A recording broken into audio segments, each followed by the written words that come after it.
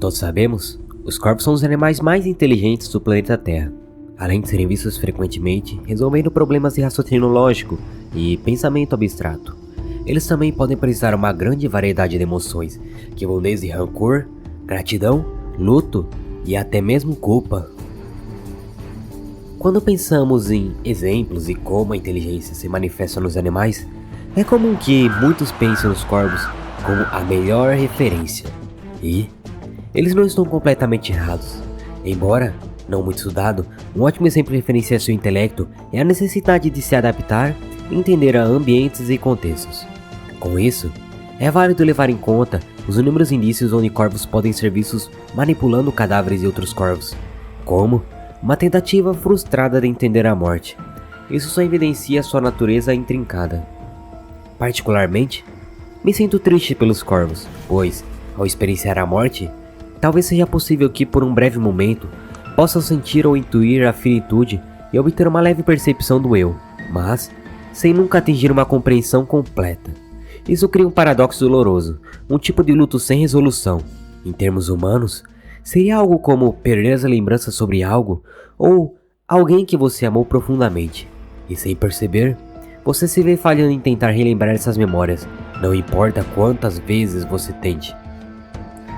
O que torna essa ideia ainda mais melancólica é que, ao tentar entender algo tão complexo e, ao mesmo tempo, universal, os corvos podem estar se aproximando de um estado de percepção que eles não têm as ferramentas cognitivas ou emocionais para processar completamente. Certamente, falar sobre os corvos me deixa um pouco atônito, e eu poderia falar sobre eles por horas e mais horas, mas esse não é o propósito principal desse vídeo, então deixe-me aprofundar um pouco mais sobre os lobos, outro animal igualmente interessante. Assim como os corvos, lobos cinzentos são animais de vida social. O que torna tudo mais incrível sobre esses animais é que, diferente de outros predadores sociais, como leões e hienas, é possível encontrar um vínculo emocional genuíno. Muitas das vezes, esse vínculo pode superar as pressões do meio, como fome ou presença de predadores.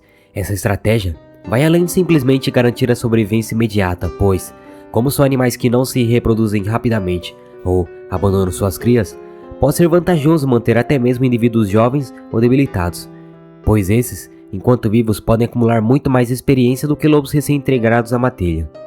Indivíduos mais velhos também podem se sentir mais propensos a defender uma prole, visto que já passaram de sua maturação sexual e não competem pela posição de macho dominante. Isso só é possível também devido a mecanismos de comunicação eficientes, como um excelente olfato, capaz de captar informações como posição na hierarquia, idade, última refeição e até mesmo o humor.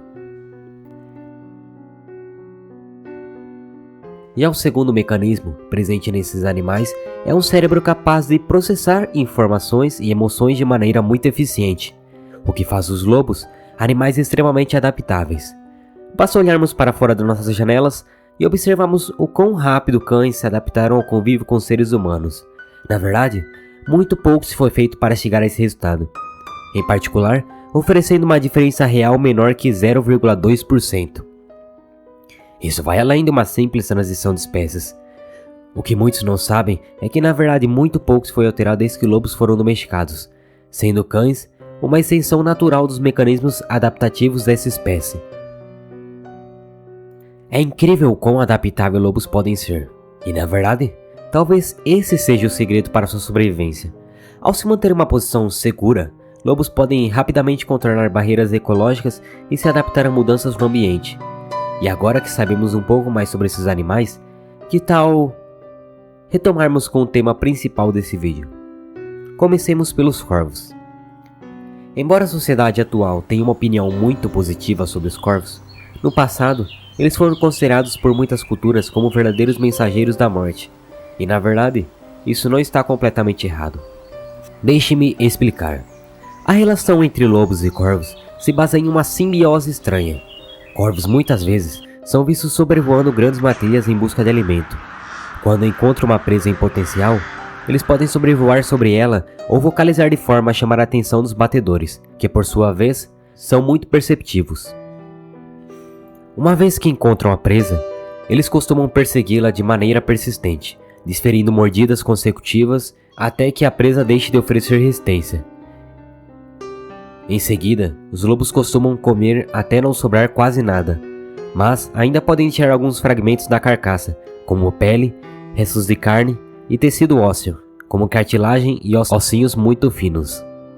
Isso não é apenas uma oportunidade para os corvos, que conseguem aproveitar os restos da carcaça, como também para os lobos, que poderiam perder a presa se falhassem em detectá-la.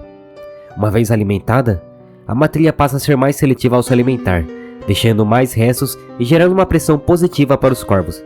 Com o tempo, corvos podem se reunir e competir por essas carcaças, bem como se especializar ou buscar novas táticas e manter a matilha engajada. Agora que você já sabe sobre as características e comportamentos de ambos os animais, bem como sua estrutura social e métodos de caça, como essa estranha simbiose, seria muito desinteressante seguir sem desconsiderar alguns pontos deixados em aberto, como o porquê as presas não fogem ao ver os corvos, ou como essa relação simbiótica surgiu. Para começar, precisamos entender que ambos os animais são extremamente dependentes de estímulos e recompensas imediatas, mas isso não significa que não possam lembrar a longo prazo. Isso diz muito sobre a forma como o sistema límbico desses animais se desenvolveu. A associação ocorre quando o cérebro percebe padrões e repetições de fenômenos que estão direta ou indiretamente ligados ao fator recompensa. Sendo assim, essa relação só é possível devido aos diferentes nichos ocupados entre ambas as espécies, pois, neste caso, a recompensa pode ter um significado diferente com ambas as partes se beneficiando. Com o tempo, lobos podem associar corvos à comida e vice-versa, tornando-se mais propensos a gastar energia para compreender o comportamento ou interagir um com o outro. Então, não se trata de uma característica evolutiva, e sim uma corrente ecológica que começou há muito tempo atrás com o primeiro corvo a explorar esse método. Com o tempo, esse ciclo pôde ser transmitido de geração para geração entre ambas as espécies através da observação. Com isso, concluímos que, por se tratar de uma linha recente, presas como veados e visões, comumente no cardápio, ainda não tiveram tempo suficiente para se adaptar a essas mudanças.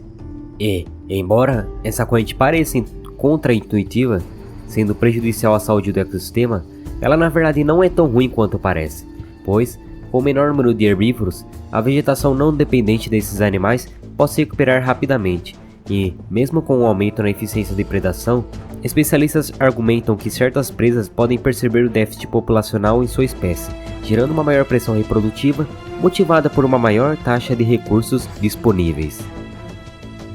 Olá, muito obrigado por assistirem esse vídeo. Por terem chegado até o final, lhes parabenizo por estarem contribuindo para uma comunidade mais ativa e responsável.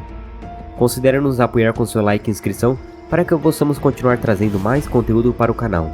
Cada envio é gratificante para mim, que posso estudar mais sobre os animais, e para vocês, que nos permitem saber mais sobre os fenômenos e nuances dessa comunidade. Como uma última ação, gostaria de receber um feedback de nossa audiência. Qual animal deveria vir futuramente? Até mais!